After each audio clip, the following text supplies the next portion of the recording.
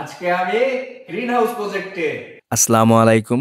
আজ আমি আপনাদের দেখাতে এসেছি বাংলাদেশের সরকারি প্রজেক্ট গ্রিন হাউস, যেখানে গ্রীষ্মকালে এসি চালিয়ে গ্রিন হাউসের ভিতরে পরিবেশ ঠান্ডা করে চাষ করা হচ্ছে হাইব্রিড জাতের টমেটো। গাছে অল্প কিছু টমেটোও আছে, তবে এই পরিবেশ তাদের জন্য আদর্শ। আপনি যদি গ্রিন হাউসের টমেটো চাষ সম্পর্কে জানতে চান তাহলে সম্পূর্ণ ভিডিওটি অবশ্যই দেখবেন।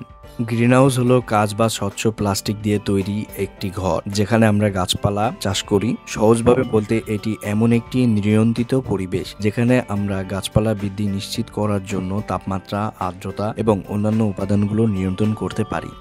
আসসালামু আলাইকুম। এখন আপনাদের সাথে পরিচয় করে দেব এই গ্রিন হাউসের দায়িত্ব যিনি আছেন। স্যার, আপনার নাম?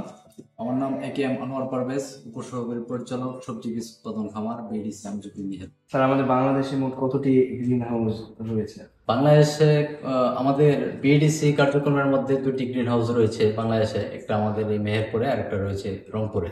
তো এই গ্রিন হাউসটা বাংলাদেশের জন্য খুবই উল্লেখযোগ্য একটি প্রতিষ্ঠান, খুবই ব্যয়বহুল এবং এটি গবেষণা কাজের জন্য অত্যন্ত উপযোগী। স্যার, এই গ্রিন হাউসটা কতদিন যাবত এখানে তৈরি করা হয়েছে? ঠিকাদার কোম্পানি গ্রিন হাউসের কাজ সম্পন্ন করে 1 বছর হবে আমাদের কাছে দায়িত্ব হস্তান্তর করেছে। আর এখানকার যে টেকনোলজি গুলো ইউজ করা হয় এগুলো কোন দেশের? এগুলা সব চীন দেশ থেকে নিয়ে আসা হয়েছে। চীন দেশ? এসি গুলো সব দেশে? এসি না, এসি হচ্ছে গ্রিন কোম্পানি থেকে। আর এখানে যত যন্ত্রপাতি দেখতেছেন সবকিছু চীন দেশ থেকে তারা নিয়ে আসছে। চীন দেশ থেকে। স্যার, আমাদের বাংলাদেশ সরকার এই কি কার্যক্রম করার জন্য গ্রিন হাউস গুলো তৈরি করেছেন?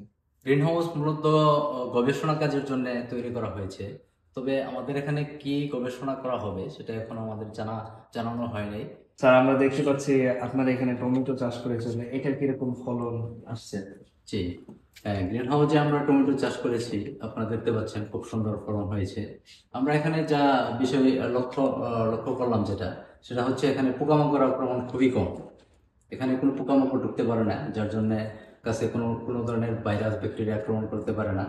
গাছগুলো খুবই সতেজ থাকে এবং ফলন খুবই ভালো হয়। স্যার, এখানে টমেটোর পাশাপাশি আর কি কি সবজি চাষ করেছিলেন? এখানে এর আগে আমরা চাষ করেছিলাম ক্যাপসিকাম, বিটরুট, যেগুলো বাহিরের পরিবেশে চাষ করা খুবই ক্রিটিক্যাল এবং হাইব্রিড ক্রপ। ওগুলা এখানে চাষ করার জন্য উপযোগী একটা জায়গা। ক্যাপসিকামের ফলন কেমন এসেছে? হ্যাঁ, ক্যাপসিকামের খুব ভালো ফলন হয়েছিল। আমরা ওই পাশের চেম্বারে বিটরুট লাগিয়েছিলাম, ওখানেও খুব ভালো ফলন হয়েছিল। স্যার, এখানে যে টমেটো চাষ করেছেন আপনারা, এটা কি জাতের টমেটো? এটা হচ্ছে বাড়ি হাইব্রিড টমেটো 8। আমরা খামারে যে বীজটা উৎপাদন করি বাড়ি হাইব্রিড টমেটো 8, ওই বীজটা এখানে ট্রায়াল হিসাবে আমরা এখানে লাগিয়েছি, কেমন ফলন হয় সেটা দেখার জন্য।